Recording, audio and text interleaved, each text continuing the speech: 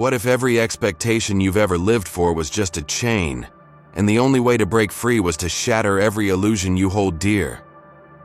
I didn't discover cynicism in a polished philosophy class. I stumbled over it in moments of raw frustration, after a promotion that felt empty, after a friendship that soured because of hidden agendas, after scrolling through social media until my head ached with everyone's polished lies. I realized I was living other people's myths, bound by unspoken rules I never chose. That's when I found the Cynics, Socrates' ragged heirs who treated society's comforts like shackles, who lived in barrels and begged for nothing more than the bare necessities. They understood that civilization's luxury is also its prison, and that to live free, you must tear down every false wall. So I set out to forge my own Cynic's manual, a brutal guide to destroying illusions and claiming my own sovereignty. It began with the simplest, most painful exercise, questioning everything. If I said, "I believe in loyalty," I asked, why? If I prized comfort, I asked, comfort for whom, and at what cost? Most mornings I would lie in bed and surface every assumption pressing down on me. What if my career was just a mutual delusion between me and my boss? What if my relationships were transactions of need disguised as affection? What if my moral code was a story someone else wrote? Each question felt like a blow to my identity, but with every blow, the false layers peeled away. Next came voluntary discomfort.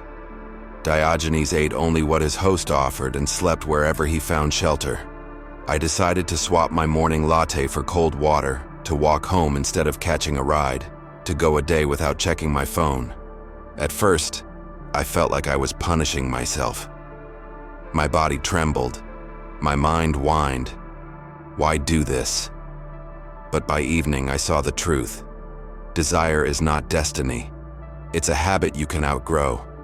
My cravings lost their gravity, and in that loss, I tasted freedom. I began to suspect that every need I'd justified was simply a well-trained reflex. Then I embraced radical honesty.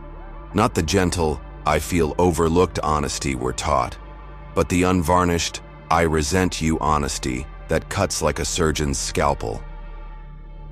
I remember the first time I told a friend that our conversations felt performative rather than heartfelt. Her eyes widened, and I saw her illusions snap. There was pain, awkward silence, but also release. Authenticity, I learned, is an acquired taste. The first sip burns, but after that, nothing else satisfies.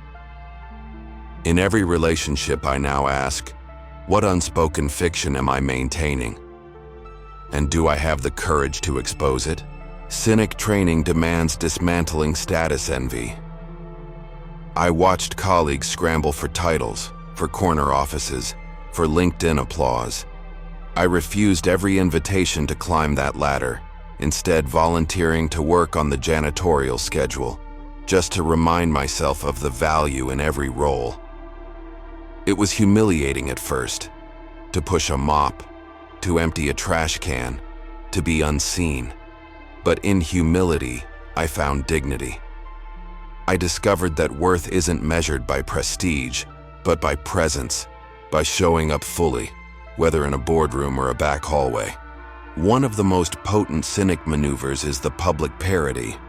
Diogenes used to mock luxury right in the marketplace, eating onions, living in a barrel, challenging anyone to show him an honest man. I began staging my own small provocations.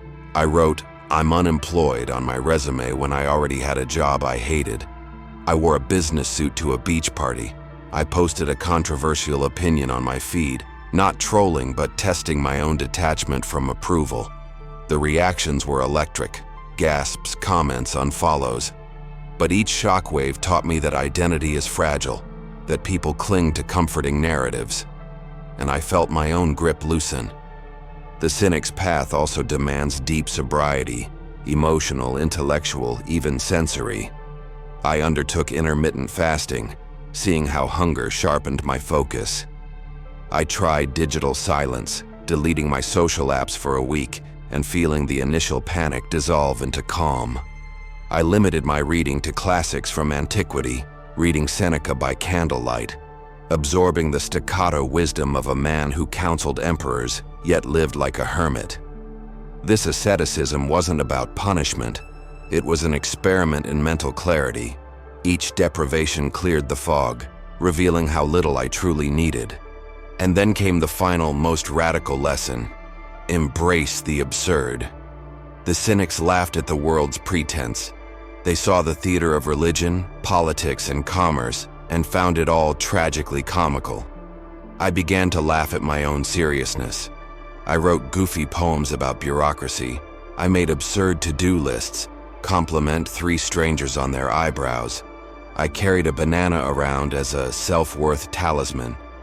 These acts weren't frivolous, they were freedom engines, short-circuiting the solemn loops in my brain. In laughter, I found release from the solemn illusions that had otherwise owned me. Over time, these practices fused into a new posture, one of vigilant indifference. I still engage with the world, still care about outcomes, still feel anger or joy. But I no longer invest my essence in external measures. When criticism comes, I receive it as data, not a verdict on my soul. When praise arrives, I welcome it, but don't cling. I'm both the rock that weathered the storm and the wind that moves it, grounded yet untethered. The Cynic's manual isn't a checklist, but a living challenge. Never stop questioning, never stop simplifying, never stop mocking your own false narratives. Each illusion you destroy opens a crack of light. Some will say you're cold or nihilistic. I say you're awake, because true freedom doesn't promise comfort. It demands courage. It asks you to burn your own bridges, stand in the ashes and say, I build anew. In a world drowning in comfortable lies, the Cynic's mantra rings truer than ever. Know thyself through relentless honesty. Minimize your needs. Confront discomfort willingly. And remember that the greatest freedom lies beyond the illusions you're told to cherish. If you're ready to live free, start by igniting your first metaphorical barrel. Choose one illusion, any illusion, and watch it burn. Then breathe in the raw air of reality and take your next step unshackled.